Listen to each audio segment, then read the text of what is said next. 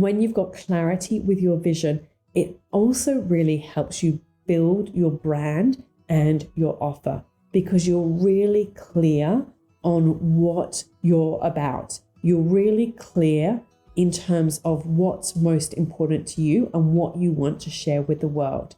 And the clearer you are on your vision and your end goal about where you want to go, the easier it becomes to share your message, to share what's important to you, to share your offers. Welcome to Imprint, a podcast about creating a home and life you love. I'm Natalie Walton, an interior designer, stylist, and best-selling author focused on an holistic approach to homes. Each week, I'm sharing insights and interviews about the creative process to help you enhance both your interiors and well-being, as well as provide you with the tools and resources to make considered and sustainable choices with all that you create.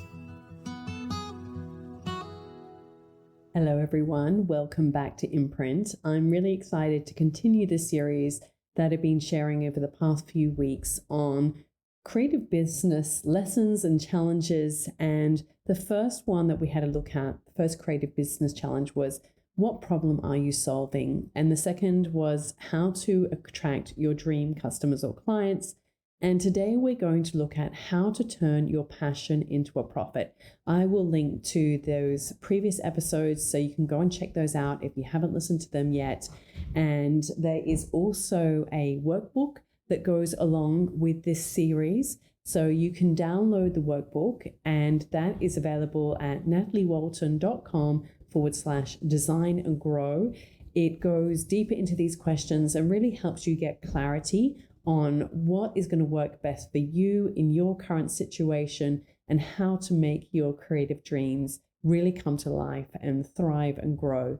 So as I mentioned at the very start of this series, these really are the questions that I wish that I had asked myself at the very start of my journey. And I continue to ask myself at each quarter and each year. And as we're coming to the end of 2023, I really thought it was something that would be helpful to share because I'm going through this myself.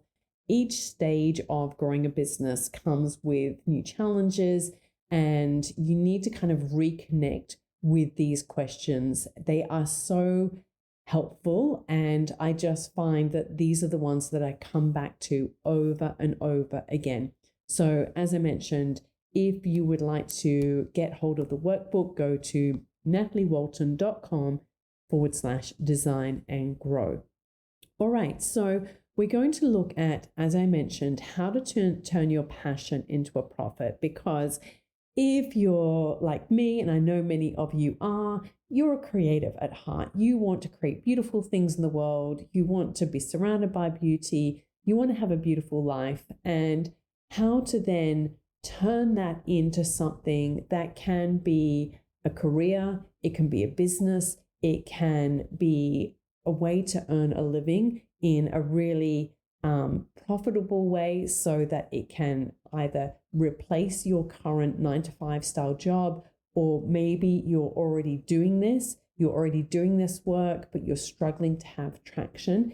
If you really want to grow your business and make it something that really can support you, maybe it can not only, be a nice little extra for your family, but maybe you could even grow it to the point where you can be the primary income earner. I mean, that is what I do in my family. I have been doing this for about 10 years now of being the primary income earner, and I'm supporting a family of 6. I've got 4 children going to school that I pay for, and all the expenses that come with that. So, it has taken me many years to perfect this, and I'm still growing and I'm still learning, but I really want to share some of the big lessons that I've learned. If you are a few steps behind me and wondering, how do I get to that next level? Well, this episode is going to be all about that. Now, of course, as I mentioned last week, our brains really like to go to all the reasons why this is just too hard and you can't do it and you really might be struggling with this. And we all have days like this. I have days like this, and I want you to know it is completely normal But there are also days where I just feel so inspired and so excited. And today is kind of been one of those days because every time I record a podcast, I actually record them in batches. And so I'm thinking about, okay, what are the next month or two? What am I going to be focused on? How am I going to be, creating content that's really helpful? What are my goals and my plans? And I get so energized and excited about this process. It really is one of my favorite things to do. But of course, there are other days where there are challenges and I have to work through those. And some of the challenges that you might be facing is that you think, well, the market is so saturated right now. How can I cut through? How can I make a difference? Or maybe you're really worried about the financial instability of having your own business. I do want to offer to you just on that point that there are ways you can start engaging with your creativity as a business in a quite safe and secure way. And you can do this on the side. There's so much talk about side hustles and, there's all the rhetoric around that. It drives me a little bit crazy. But so often this is how many of us get started. And for me, that was how I got started. I started to do this on the side. I started to do interior styling on the side. It was kind of within my day job because I basically put my hand up for another role within the company, but I wasn't getting paid to do that. And that was how I kind of got my start. But also, and I haven't shared this before, my husband actually mentioned it. I sort of thought, I sometimes forget these things. And we actually, to start our homewares business, we moved out of the city. We had a tree change. We sold our house in the city. And as you can imagine, when you sell a house in the city, generally speaking, it's worth a lot more than a house in the country. So when we bought a house in the country, we actually had some money left over. And we took that money that we had left over, the sort of the difference between the two properties, and we used that money to start our homewares business. So we didn't have to go out and get finance.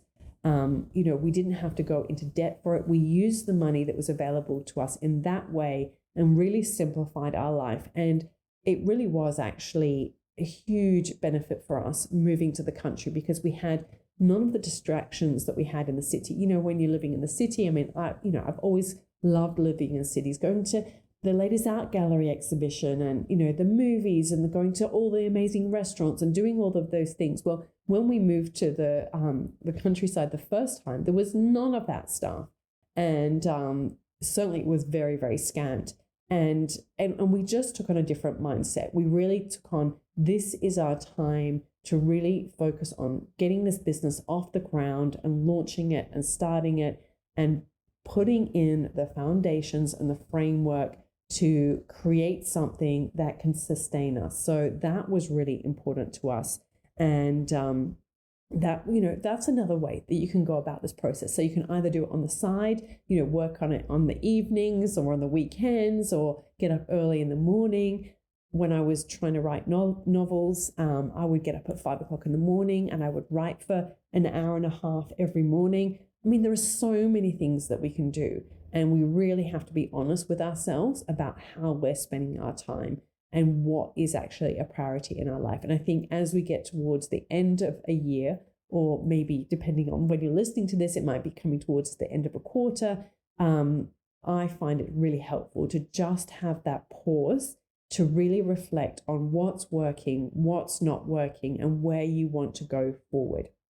And then, of course, a challenge can be when you're a creative, you have all these ideas and you want to create all this beauty in the world and you want to do these things that really invigorate you and inspire you, and you want to do the type of work that you love.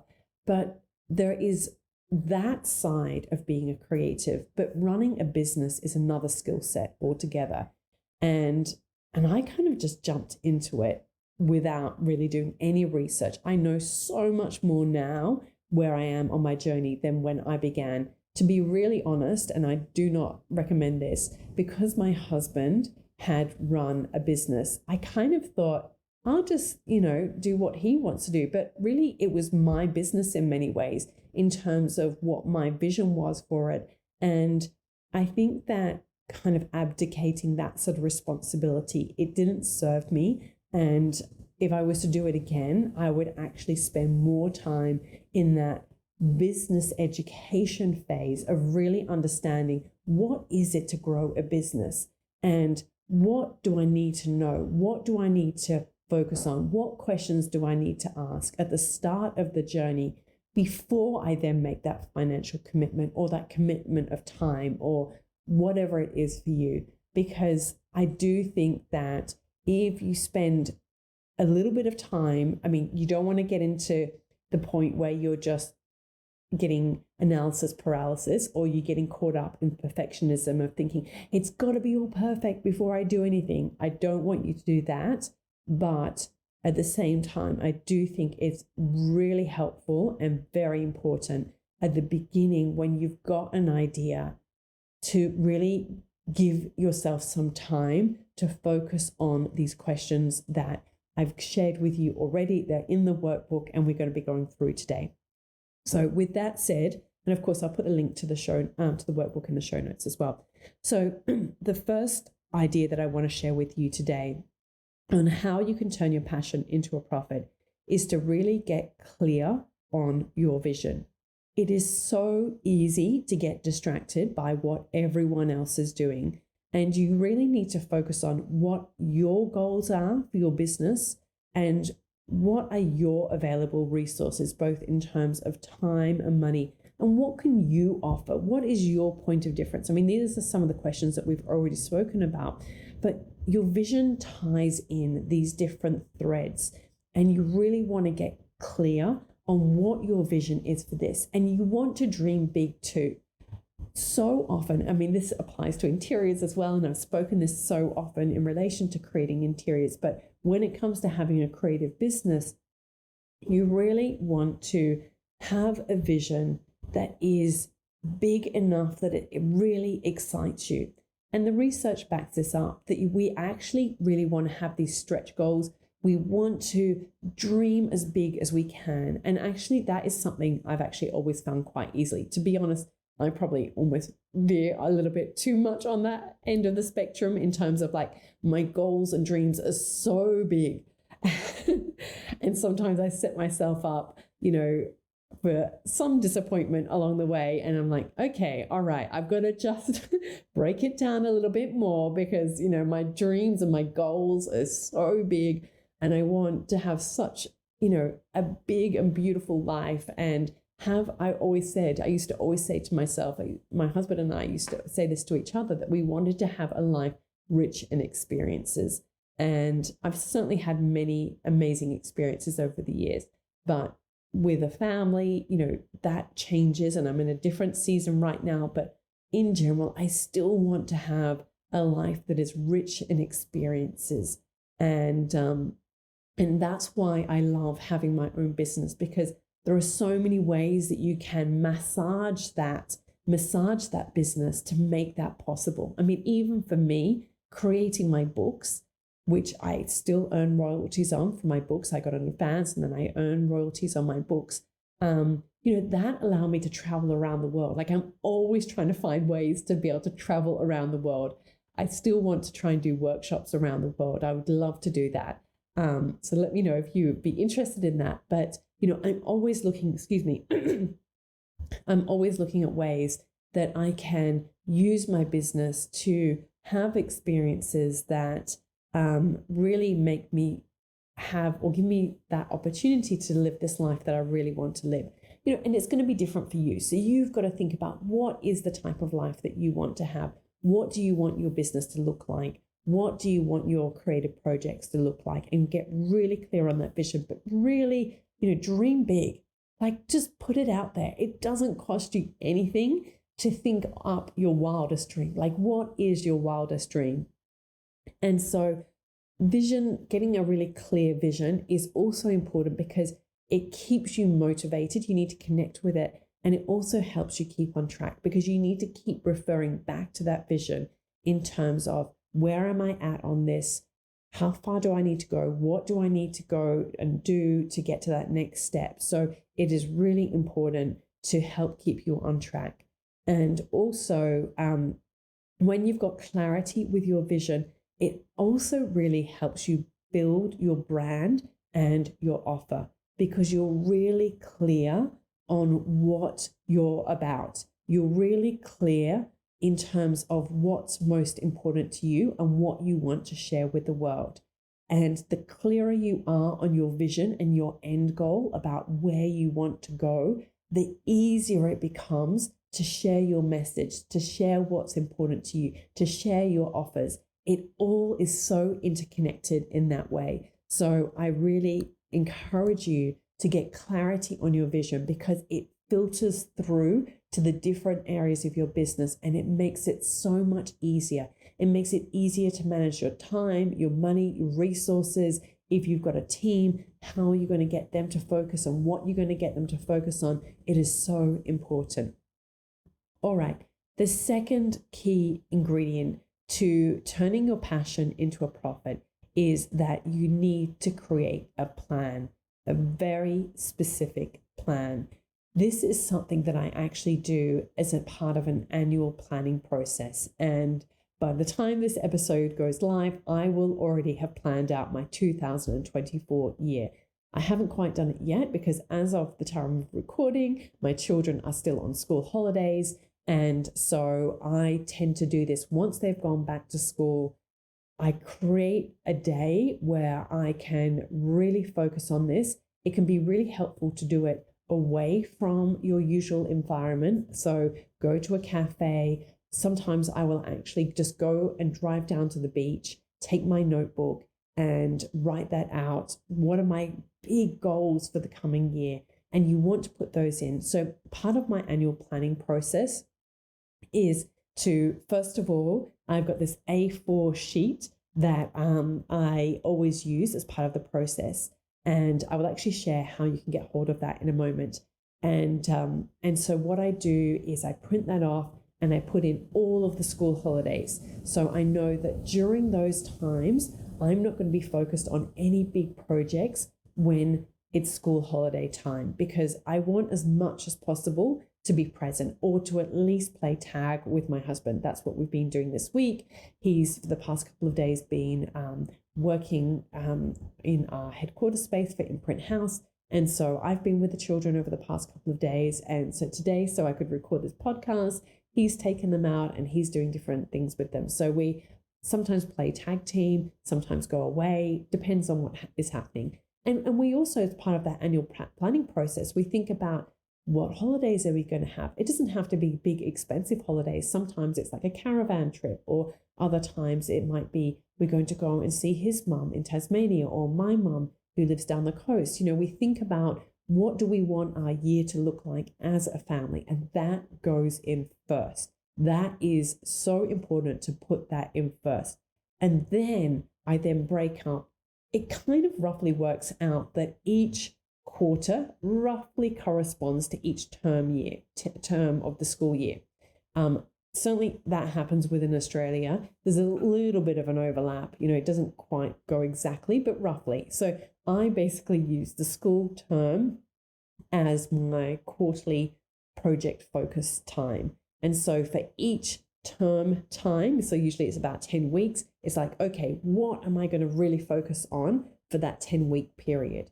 And I have some big goals and then obviously then break it down into smaller steps. And in terms of this annual planning as well, I do it not only in relation to my time, in terms of, you know, how am I going to spend my time, but also the maths. Like I've got to work out, and I'm sure you do too, how much money do I need to earn this current, even though within Australia, our financial year ends June 30, I actually prefer, because I do annual planning on an annual calendar, I prefer to look at the whole year as that is my revenue goal. And then I just kind of shuffle it around for the kind of tax purposes in terms of, okay, well, that was actually this financial year. But there's something so clean about, for me, making my financial goals for the businesses based on the calendar year. I just really like it. It just is very simple. And more simple I can make financial planning, because it's not the part that I love, then the easier it is. And I feel that the easier you make it for yourself and the simpler you make it for yourself, then the more likely you are to engage with the process and follow through. So that, for me as a creative, is something that I get a lot of value out of. All right, so the third key idea that I wanted to share with you today in relation to how to turn your passion into a profit is relates to selling your services, even if you don't like selling. Because, of course, when we're talking about profit, we can only create a profit if we are selling. If you're not selling your products or your services, you've got a bigger problem on your hands. And go back to the first episode and work through those questions, work through the workbook, because you need to get to the point where you're getting consistent revenue through your business and you're really focusing on the areas of your business that are the most profitable. You want to focus and understand what is most profitable in terms of how you spend your time. And that is where you want to put your energy and your focus. Of course, you can do other projects and different things because of the pure joy of it. But if you are trying to make a living out of your creativity, you really need to focus on what is most profitable. So if you've got a product-based business, then you need to think about what are your 3 most profitable products and focus on them. How can you sell more of them? If you are a service-based business, you really need to look at your processes and how are you managing your time to ensure that you're being really profitable with your design processes or services or whatever it is that you offer. Because if you're spending a phenomenal amount of time, okay, I know that's a very vague kind of number, but let's say, you're just spending an excessive amount of time on a design process for somebody, then it's ultimately not going to end up being profitable. Now, there will be some projects you will do that because you want to create an amazing portfolio, but it's really important that you get to the point where you implement systems and processes and a whole runway of your offering that is so streamlined that it means that it is profitable, and that you can either scale that in some way or you can train up other people to help you with that offering that you have so that you can leverage it in that way. So I am actually going to go into so much more detail about how you can do this I've actually decided to create a free course on this. So it is going to be a course that is going to run over, let me just check, because I've got 4 weeks. So the first week is all about your offer and how to create a compelling offer that people want to engage with. They want to buy your product or service. The second week is all going to be about how do you get more leads? How do you get more visibility and get people to actually find you and get more visibility for what you do? And then the third week is going to be really focusing on how to get more sales, how to increase your sales, and how to make them more profitable. And then the fourth week is really about creating a roadmap for you for 2024 so that you have got a clear plan of what you're going to be doing. And I'm going to be doing this alongside you. So I'm really, really excited about this. It's something that I've had in the back of my mind for so long, and it just feels like now is the perfect time to do it as we're coming to the end of 2023. So what I want you to do is you can register. You need to register for this, and you can go, and there will be a link in the show notes. It will still be at the same page where we had the workbook. So go to Design and Grow. That's nataliewalton.com/design and grow. And excuse me. And you will get the link on how you can register for these free classes. There will be, I'm going to design them so they're about an hour every week. And if you can't join them live, because I will have Q&As at the end of each session, you can watch a replay, but you need to register for them if you want to kind of get all of like the workbook and the replays and all of those things. So I'm really, really excited about sharing this with you. And like I said, just go to the link in the show notes if you want to sign up. And otherwise, I hope that you found this really helpful in terms of thinking about what you want to do for 2024 and how you can turn your passion into a profit and really bring your wildest dreams to life. So thank you so much for joining me today. We'd love to know what you think. As always, you can leave a 5-star rating or a review in the comments section on wherever you're listening to this today, or send me a DM on Instagram. I always love hearing from you. So I hope you found this valuable. Please share with a friend, anyone who is really struggling to turn their creative passion into a profit. I hope that they're going to find this really valuable as well. Thank you for joining me today, and I look forward to connecting again with you soon, and hope to see you inside the free course on design and grow your creative business. All of the links and info for this episode are at nataliewalton.com/podcast. Don't forget to subscribe so that you can get a direct download of the latest episode. And I really appreciate when you take a minute to rate and review, as well as share the love with someone you know who might benefit from this episode, or on social media. If you'd like to access a range of free resources, come visit my website, nataliewalton.com. Thank you to Jaeger Media for producing this podcast. And I would also like to acknowledge the people of the Bundjalung Nation where it was recorded, and pay my respects to elders past, present, and emerging. I look forward to connecting again soon. I'm Natalie Walton, and you've been listening to Imprint.